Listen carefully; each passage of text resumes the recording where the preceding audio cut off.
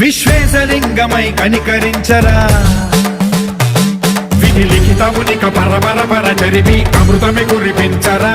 రామేశలింగమై మహిమ చూపరా పలు శుభములగని అభయముని లిఖితము సతతము అందించరా